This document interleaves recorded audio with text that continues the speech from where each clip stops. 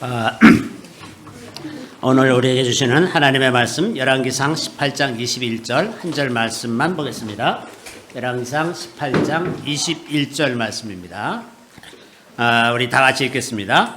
엘리야가 모든 백성에게 가까이 나아가 이르되 너희가 어느 때까지 둘 사이에서 머뭇머뭇하려느냐. 여호와가 만일 하나님이면 그를 따르고 바알이 만일 하나님이면 그를 따를지니라 하니 백성이 말 한마디도 대답하지 아니하는지라. 저는 오늘 이 말씀으로 그 다윗의 시대 vs 아합의 시대라는 제목으로 잠시 말씀을 나누고자 합니다. 우리가 잘 아는 대로 한 국가의 지도자가 그 국가에 미치는 영향은 정말 말할 수 없이 큽니다. 우리가 비근한 예로 가까이에는 이제 미국 오바마 대통령이 2009년부터 2017년까지 재임했는데 이스라엘 그 오바마가 한 일들을 보면 전 세계를 완전히 뒤흔들어 놨다는 것을 알 수가 있습니다. 이 사람이 이제 무슬림들을 잘 교묘하게 특히나 테러 단체들을 잘 배후 조종하면서 아랍의 봄이라는 걸 일으켜서 이제 북아프리카와 이집트, 시리아 이쪽에 이제 큰 내전이 일어나다시피 하게 이제 이렇게 됐죠. 그래서 그들 중 많은 국가들이 아직도 그 내전에 시달리고 있고 그 아랍의 봄 때문에 그 난민들이 이제 발생했는데 그 난민들이 다 대거 유럽으로 몰려가면서 순식간에 유럽의 많은 국가들이 아주 큰 어려움에 이제 봉착하게 됐습니다. 그래서 그 어려움 가운데서 이제 흔들리는 세계 질서가 지금까지 영향을 미치고 있는 것을 볼 수가 있습니다. 또 이제 그 오바마는 동성애자들을 옹호하는 것으로 굉장히 그 국가적인 영향력을 동원해서 전 세계에 동성애를 퍼뜨리는 일에 이제 굉장히 많이 그 돈도 많이 쓰고 그 외교관들을 동원해서 굉장히 그 일들을 많이 했습니다. 실제로 우리나라에서도 제가 그 동성애 축제 하는데 이런데 그 당시에 가보면 그 미국 대사, 뭐 EU의 대사들 이렇게 아주 같이 시간을 정해서 약속해서 같이 나와 거기를 이제 막 지지하고 이러는 일들을 하는 거예요. 그래서 이제 이런 전 세계적으로 이 8년의 재임 기간 동안에 전 세계를 아주 큰 혼란에 빠뜨리고 또 미국도 무슬림화하는 일에 굉장히 많이 이제 노력을 하고 또 요즘에 깨시민, 뭐 워키즘이라든지 뭐 이런 그 잘못된 사상에 아주 깊이 빠지도록 만들어 놓은 장본인이 이제 오바마죠. 기독교들을 많이 탄압하고 이런 일들이 그 한 지도자의 8년 재임에 그랬는데 우리나라도 마찬가지로 문재인 대통령 시절에 얼마나 엄청난 일들을 많이 했는지 요즘에 이제 하나하나 다 드러나고 있는데 이런 일들이 한 지도자가 얼마나 소중한지를 다시 생각하게 합니다. 우리가 이제 조선시대를 이렇게 돌이켜봐도 조선시대에 정말 괜찮은 왕이다라고 하는 사람은 몇 명 안 되죠. 아마 좋은 지도자라는 거는 한 그 10명, 가령 10명의 대통령이 있다 그러면 그 중에 한 명 정도일 겁니다. 한 10분의 1 정도밖에 안 되는 것 같아요. 미국도 지금 바이든이 46대 대통령인데 미국 사람들이 손꼽는 위대한 대통령, 괜찮은 대통령 몇 명 안 됩니다. 그만큼 지도자라는 것은 너무나 소중한 겁니다. 좋은 지도자는 정말 소중한 겁니다. 역사 속에서도 마찬가지입니다. 이 다윗 시대를 40년 그 치세를 거치면서 이 이스라엘 왕국이 그 국가의 기초가 확립이 되고 영토가 확장이 되고 하나님을 경외하는 분위기가 완전히 확산하고 있는 그러한 시대였었습니다. 반면에 아합 시대에는 우상 숭배가 만연하고 불의가 횡행하며 하나님의 선지자들이 다 죽임을 당하고 그런데 희한하게 영적인 측면에서 보면 다윗 시대에는 그렇게 기적적인 일이 한 번도 없었어요. 그런데 이 아합의 시대에는 하나님께서 굉장히 놀라운 기적들을 그 땅에 많이 베푸셨던 것을 볼 수가 있습니다. 예를 들면 까마귀들이 먹을 것을 가져다가 엘리야에게 주는 그런 일들은 다윗 시대에는 없었어요.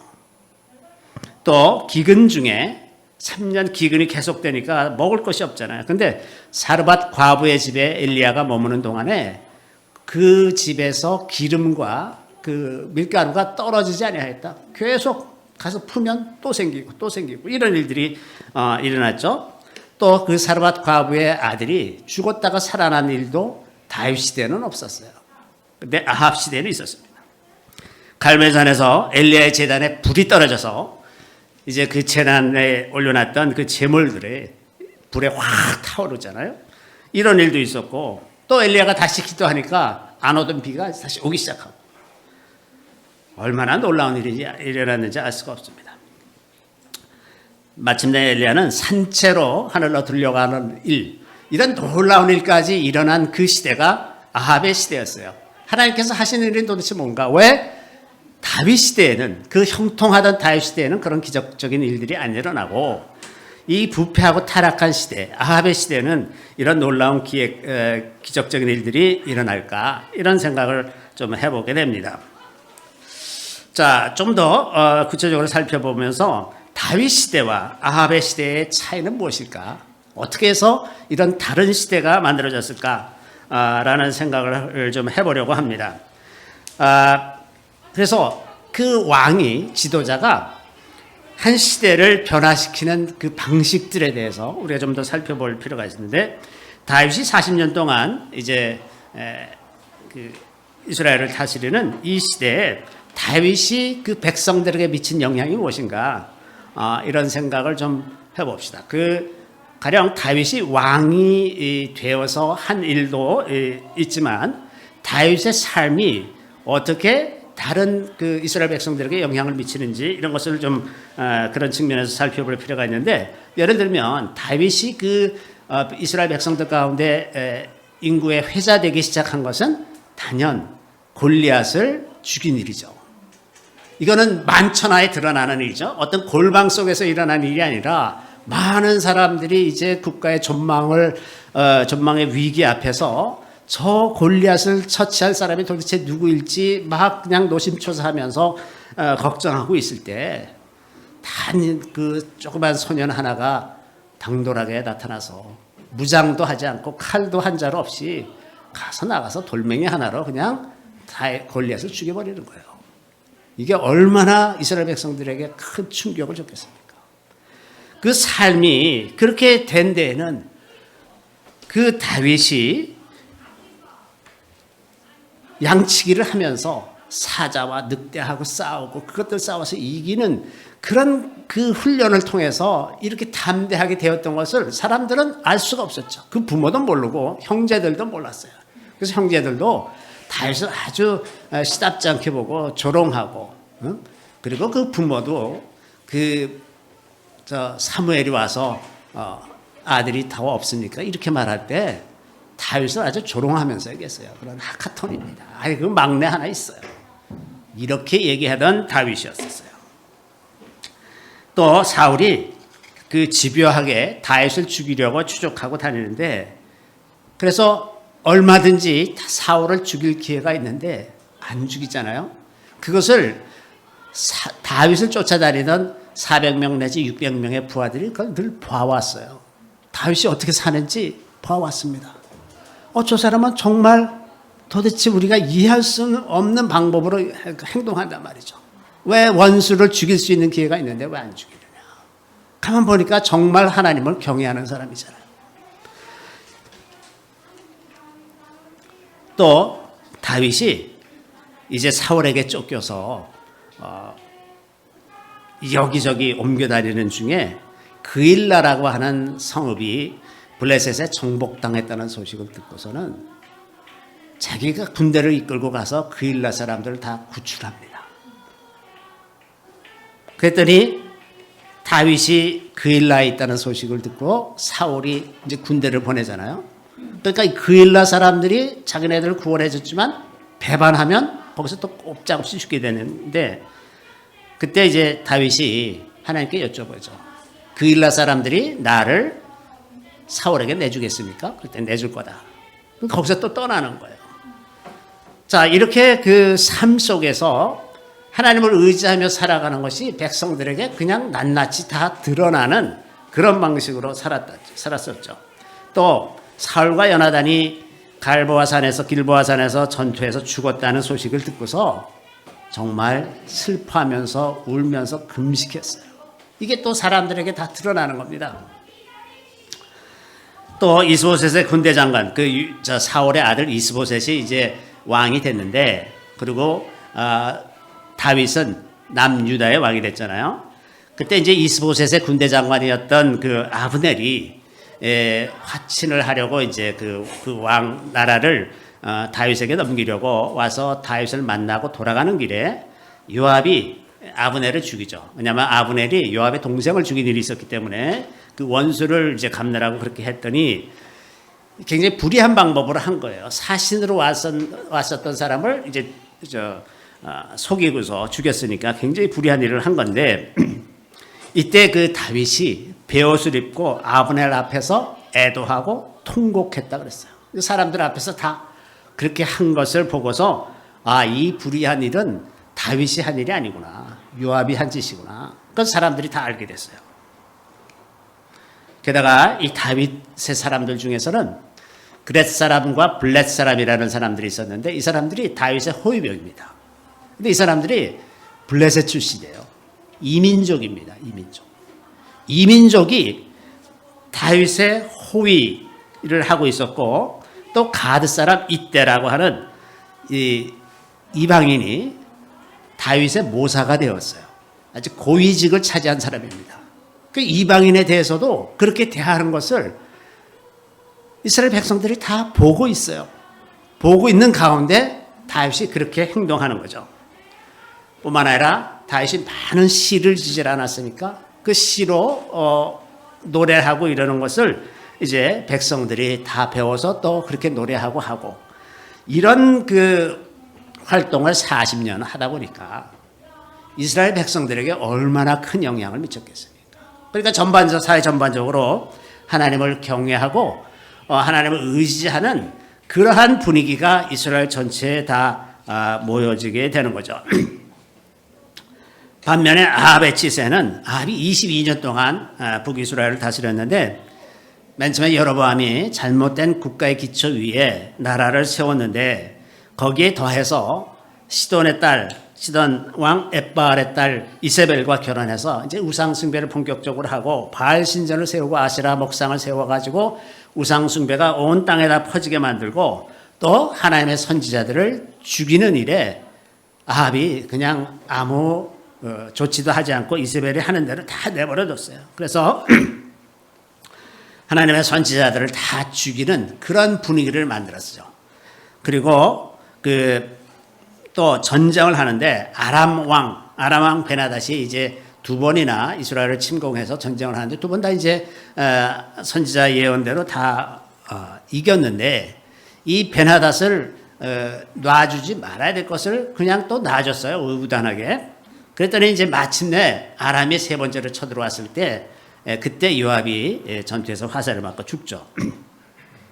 또 나봇을 죽이고 그의 포도원을 빼앗고, 이런 악행들이 그 많은 백성들 사이에서 그대로 다 인정이 되면 사람들은 어떻게 해서든지 그 권력의 그 칼에 맞지 않도록 조심하고 거짓말하고 속이고, 그 비슷한 방식으로 또 다른 사람들을 대하는 분위기가 나라 안에 다 만들어지는 거죠.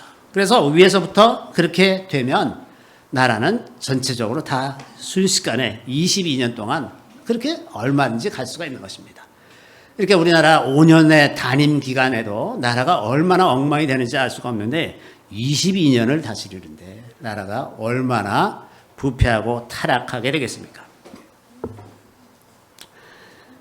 조선 말에 일본이 그 메이지 유신을 하고 나서 조선도 그렇게 해야 된다고 생각해서 일본의 지사들이 한국에 이제 깨어있는 성각자들을 후원하고 먹여주고, 김옥균 이런 사람들을 많이 도와줬어요. 니네 제발 좀 그것 좀 해라. 이렇게 니네 이렇게 지내면 안 된다. 그래서 엄청 그 후원을 하고 이제 도와주려고 그렇게 했는데, 역사상 최고의 부패한 왕이었던 고종, 부패하고 무능하고 무식하고 그랬던 그 고종이 어떻게 해서든지 김옥균이 이 일당을 다 죽이려는 생각만 하고 앉았고, 뭐 개혁하고 이런 거는 뭐 생각도 없고 전 세계가 어떻게 돌아가는지 알지도 못하고 아는 사람들은 다 핍박하고 이렇게 해서 나라가 스스로 다 망하게 그렇게 만들어갔어요. 그 고정 20몇 년 동안의 치세 동안 나라가 완전히 망하도록 그 길을 가고 있어요. 시간이 충분히 있었음에도 불구하고 이제 나라가 망할 수밖에 없었던 것처럼 아합의 치세도 그렇게 나라가 망하는 쪽으로 가는데 그것을 되돌릴 방법이 없는 거예요. 이렇게 이제 사람의 선택에 의해서 나라가 어떤 잘못된 방향으로 가고 혹은 다윗과 같은 왕이 와서 이제 나라를 바르게 세워가는 이 모든 과정에서 하나님은 어떤 일을 하고 계시는가?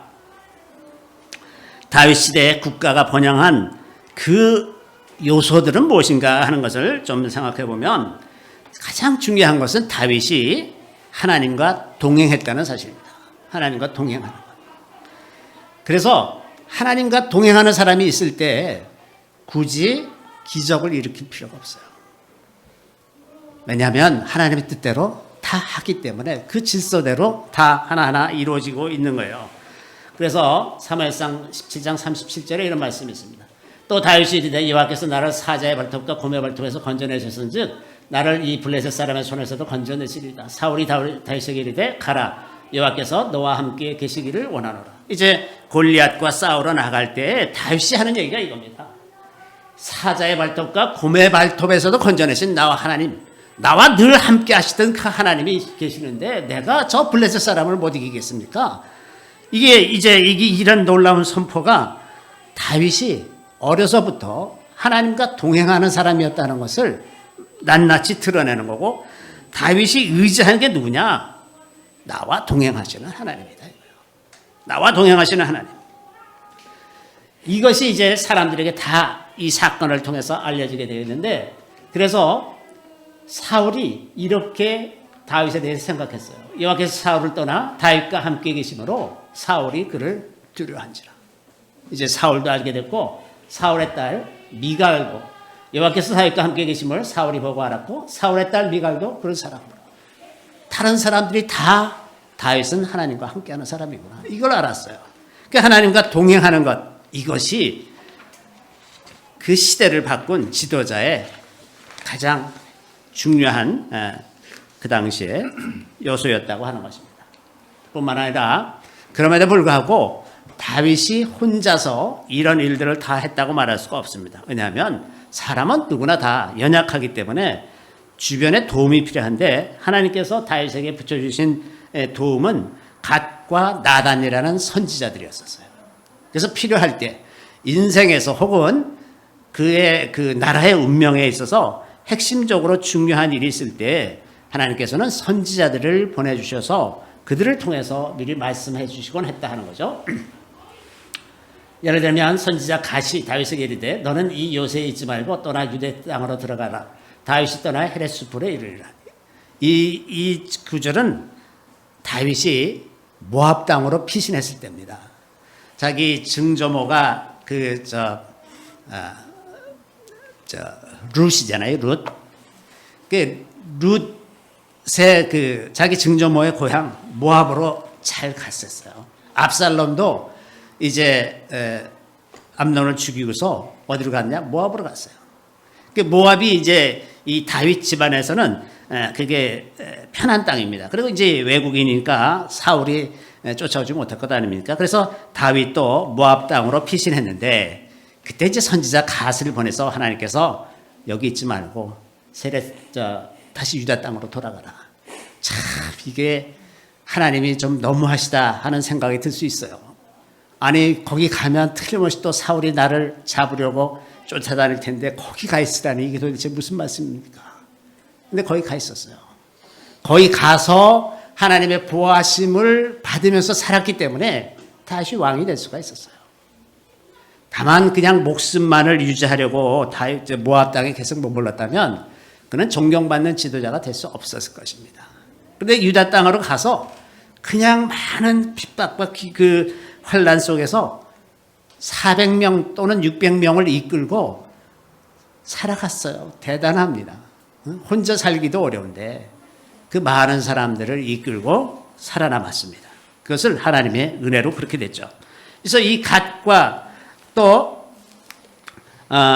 그 인구를 계수해서 그 하나님의 징계가 임할 때에도 이제 갓이 와서 얘기를 해줬는데, 갓이 다윗에게 이르러 아뢰어 이르되 왕의 땅에 7년 기근이 있을 것이니까, 혹은 왕의 원수에게 쫓겨 석 달 동안 그들 앞에서 도망하실 것이니까, 혹은 왕의 땅에 사흘 동안 전염병이 있을 것이니까 왕은 생각하여 보고 나를 보내신 이에게 무엇을 대답하게 하소서 하는지라.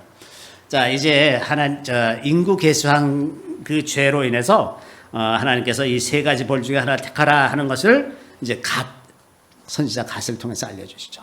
이렇게 그 어떤 죄가 있을 때 그 죄의 문제를 해결하는 그 방식으로 하나님께서 갓을 보내주셔서 갓을 통해서 말씀을 해주시니까 그 죄가 후대에 계속 밀려나가지 않고 그 자리에서 해결이 되잖아요. 어쨌든 형벌을 받고서 끝나는데, 다윗이 이제 하나님의 손에 의탁하기를 원한다. 그러고서 3일 동안 전염병이 돌게 하는 걸로 선택을 하고, 전염병이 돌 때 이제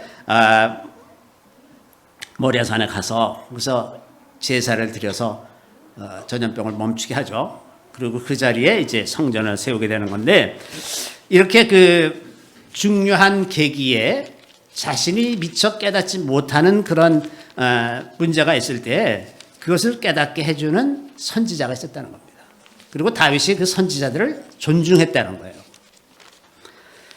또 그 나단에게도 종종 말씀하셨는데, 예를 들어서 이제 그 다윗이 성전을 건축하기를 소망했었어요. 그래서 이제 나단에게 얘기했더니, 나단은 하나님께서 왕과 늘 함께 하시니까 왕의 마음에 있는 대로 하십시오. 그러고서 이제 집에 갔는데, 그 밤에 하나님께서 나단에게 말씀하시기를 이렇게 얘기하라. 그래서 이제 나단에게 가서 내 종 다윗에게 말하기를, 여호와께서 이와 같이 말씀하시되 내가 나를 위하여 내가 살 집을 건축하겠느냐? 아니다. 내가 너의 집을 세울 것이고 너의 후손에서 나온 아들이 성전을 건축하게 될 거다. 이 말씀을 나단을 통해서 전해주죠. 이렇게 잘못 결정할 수 있는 일에 나단을 통해서 교정을 해주시는 거예요. 이런 일들이 이제 그 삶 속에서 일어나니까 그냥 특별히 기적 같은 일이 있지 않아도 그 삶이 하나님의 뜻대로 다 운행이 되는 것입니다.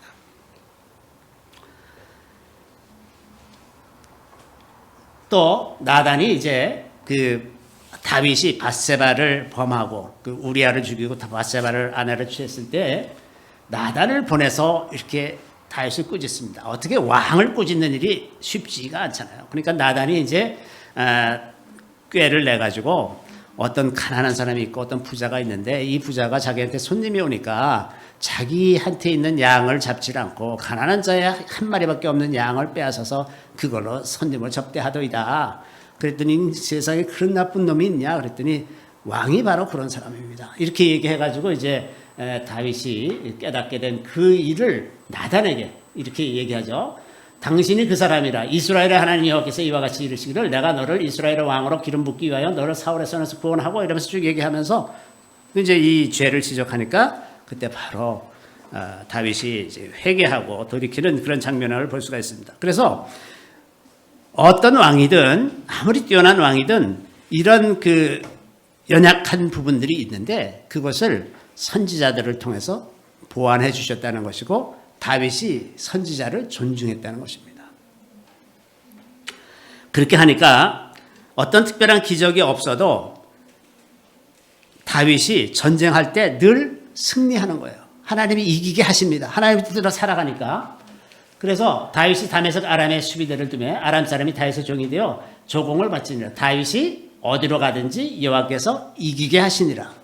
그냥 평상시에 계속 형통한 길을 가도록 만들어 주신다고 하는 거죠.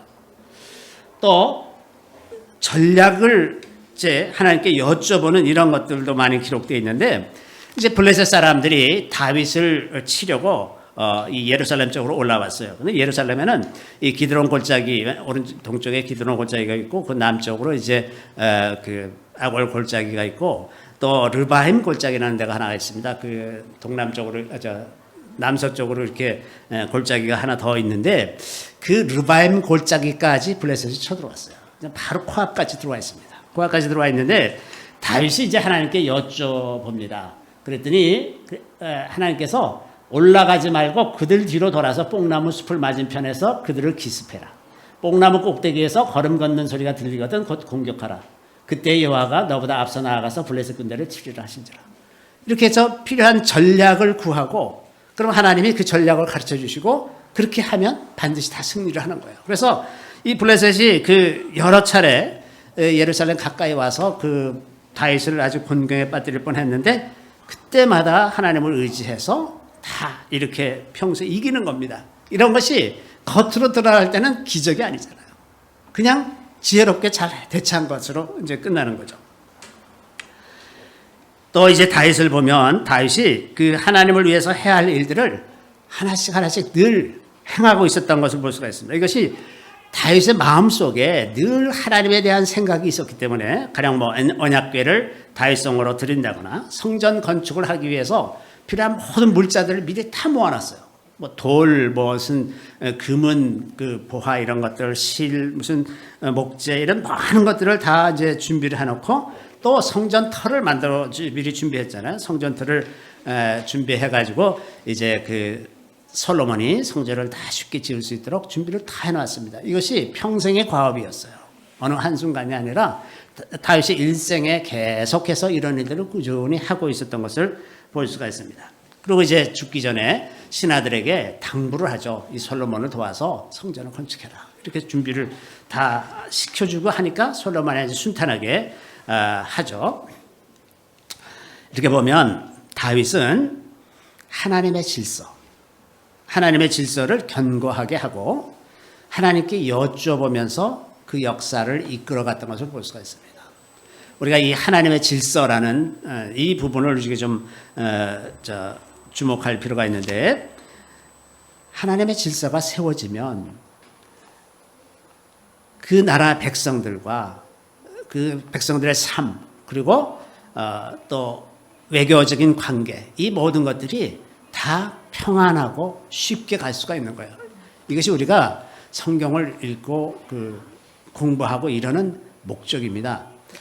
제가 얼마 전에 이제 그 친구들 모임에서 성경 공부를 하면서 제가 이제 그 구약에 있는 여러 가지 개념들에 대해서 설명을 해 줬었더니 마지막에 이제 어떤 친구가 뭐 그런 것까지 굳이 알 필요가 있냐 이런 말을 해요. 물론 맞습니다. 모든 계명은 하나님을 사랑하고 이웃을 사랑하는 것으로 다 수렴이 되기 때문에 하나님을 사랑하고 이웃을 사랑하라 하는 이것만 잘 알고 있으면 되는 것 같아요. 근데 왜 우리가 그 디테일한 것들을 알게 되게 하느냐 하면은 그 디테일한 것들을 알아야 우리가 하나님의 질서를 바르게 세울 수가 있습니다. 그러면 어긋나지질 않으면서 형통한 길을 갈 수가 있어요. 그런데 하나님을 사랑하고 이웃을 사랑하라는 그 큰 명제만 기억하고 있으면 그것이 구체적으로 어떤 상황에서 어떻게 적용돼야 되는지에 대해서 알지 못합니다. 그때그때 자꾸 부딪히면서 이게 이렇게 해보니까 이게 아니네 이렇게 해보니까 저렇게 아니네 이러면서 이렇게 왔다 갔다 하면서 하다 보면 많은 자원과 시간을 낭비하게 되어 있어요. 그러니까 우리가 하나님의 질서를 바르게 우리 삶 속에서 세우려면 좀 구체적인 것들을 알고 무엇이 문제일 수가 있고 무엇을 어떻게 하면 어떻게 되는지 그 디테일을 알아야 비로소 우리 삶 속에 하나님의 질서를 견고하게 세울 수가 있는 겁니다. 자, 아합 시대에는 이제 하나님께서 이스라엘 백성들이 돌이키게 하기 위해서 자연재해를 내리시잖아요. 3년 동안 비가 내리질 않습니다. 기가 막히죠. 이게 무슨 나일강 뉴욕 같은 항상 물이 많은 땅이 아니고 이 산이 가팔라서 비가 안 오면 그냥 황폐해지는 땅이에요. 그런 땅에 3년 동안 비를 안 내리셨으니까 이제 모든 가축까지 다 죽게 생겼습니다. 풀이 하나도 없죠. 물이 없죠. 그러니까 왕이 말과 당나귀 이런 운반수단 정도는 있어야 되는데 그것도 이제 다 죽게 생겼으니까 그래서 이제 이런 것들이 왜 이렇게 됐는지 그것을 깨달으면 좋은데 그것이 자기네 죄라고 생각하지 않는 거예요. 이게 문제입니다. 하나님이 아무리 우리를 고통스럽게 하셔도 그것으로 인해서 하나님께 가는 사람도 있지만 안 가는 사람이 훨씬 더 많습니다. 그래서 아합이 엘리야를 만났을 때 아합이 뭐라고 엘리야를 얘기하냐면 이스라엘을 괴롭게 하는 자여 너냐? 이렇게 얘기합니다. 자기들의 죄 때문에 이스라엘이 괴로워진 것이 아니라 엘리야가 쓸데없는 기도를 해가지고 이렇게 망했다. 이렇게 생각하는 거죠. 뿐만 아니라 하나님께서 엘리야를 통해서 굉장히 많은 기적들을 베푸시죠. 이스라엘이 돌이켰습니까? 안 돌이킵니다. 잠시 부흥의 시간이 있었을 거예요. 하늘에서 불이 떨어져서 엘리야의 제단 위에 불이 붙고 아세라 선지자, 바알 선지자 850명을 다 죽이고 이럴 때 잠시 부흥과 같은 그런 느낌이 있었겠지만 근본적으로 하나님의 질서가 그 삶 속에서 그들의 문화 속에서 회복되지 않는데 무슨 소용이 있겠습니까? 뿐만 아니라 이 엘리야뿐만 아니라 많은 선지자들을 계속해서 보내주셨어요. 그래서 그 아람 왕 베나닷이 그 32명의 왕들과 연합해가지고 군대를 이끌고 사마리아를 에워싸고 항복을 요구하는데 그 모든 너희들의 모든 은금과 너희들의 자녀들은 다 내 것이다 이러면서 이제 베나닷이 큰 소리를 치고 이러는데 하나님께서 선지자를 통해서 너희들을 이긴다 걱정하지 말아라 이렇게 다 알려주셨어요.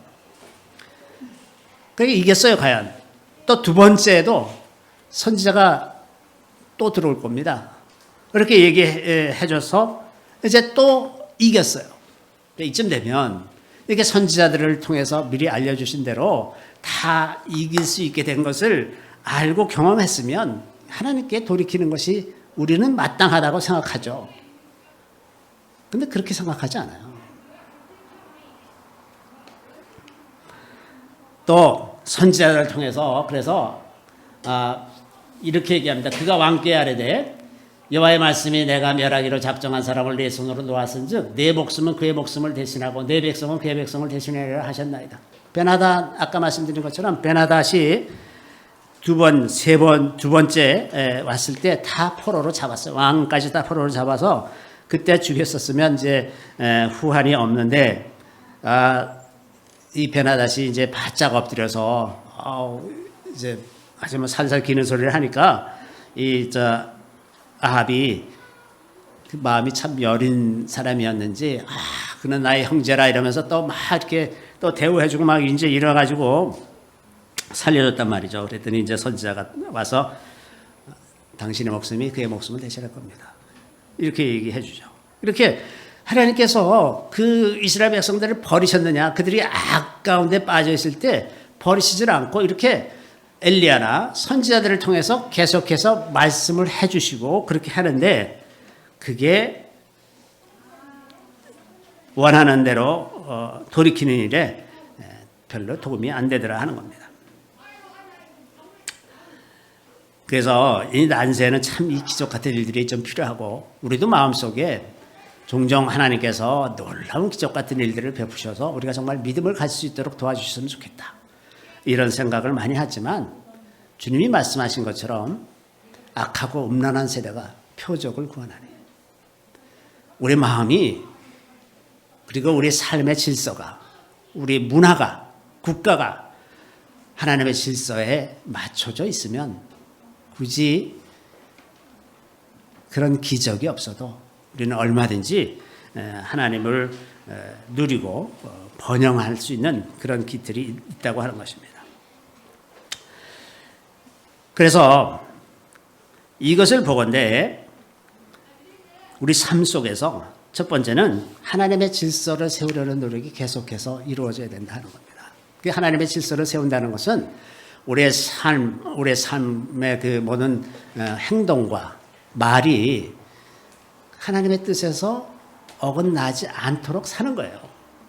그리고 가끔 어긋날 때에는 어떻게 돌이키는지를 미리 알아서 돌이킬 줄 아는 겁니다. 죄를 지적받으면 회개하고 돌이키는 것, 이런 질서를 우리가 이해해야지 그거는 내 잘못이 아니에요 라고 주장하고 저 사람이 나를 그렇게 공격했는데, 저 사람이 나를 그렇게 아프게 했는데 저 사람 잘못이지 그게 왜 내 잘못입니까?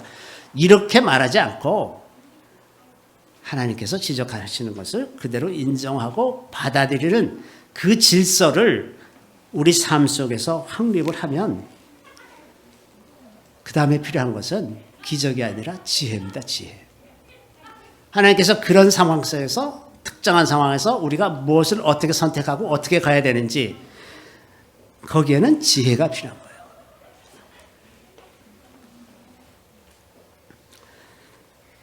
그 하나님의 질서 안에 하나님의 복이 임합니다. 오늘날 하나님의 질서를 가장 심각하게 대적하는 것이 동성결혼을 합법화하는 거예요.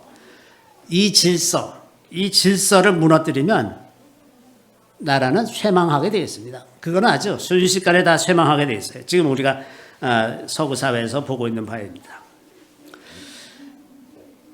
그래서 질서를 세우고 그 질서 속에 우리의 삶을 확립해 나가는 것, 그 가운데 하나님의 지혜를 구하는 것,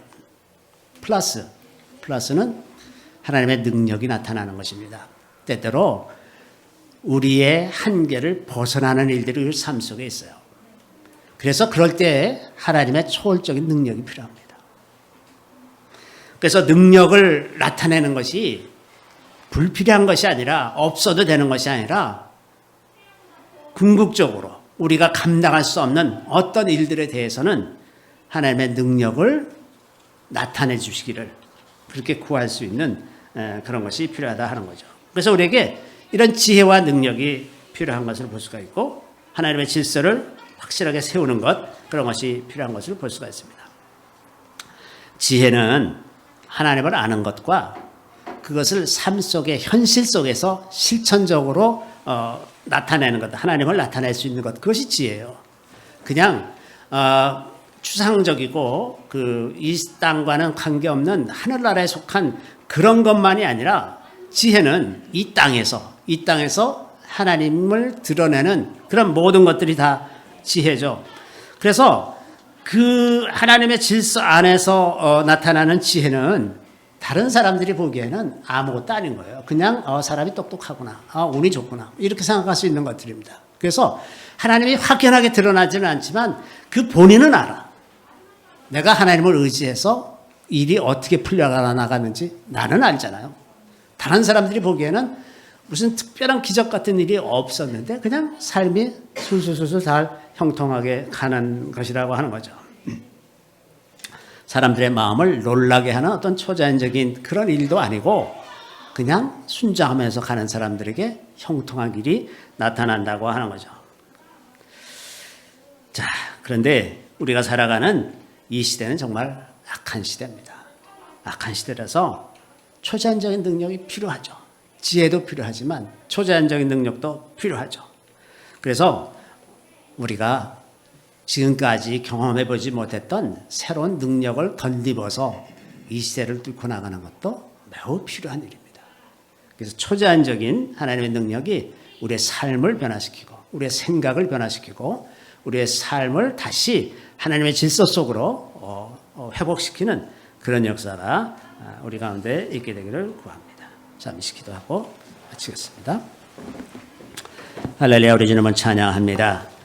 주님께서 다윗이라고 하는 뛰어난 믿음의 선배를 통해서 우리가 과연 어떻게 살아야 하며 하나님의 복이 우리에게 어떻게 임하는지, 그 한 지도자를 통해서 한 국가가 어떻게 일어서고 망할 수 있는지 알게 하시는 것을 주님 감사드립니다. 주님, 우리가 우리의 삶 속에서 또 이 나라 속에서 하나님의 질서를 굳건하게 세워가며 하나님을 대적하지 아니하고 오직 그 뜻을 따라 행하며 그 뜻을 기뻐하며 살아가는 그 모든 질서가 우리 삶 속에 견고하게 뿌리내릴 수 있도록 도와주시기를 간절히 바라옵고 예수 그리스도의 이름으로 감사하며 기도드리옵나이다. 아멘.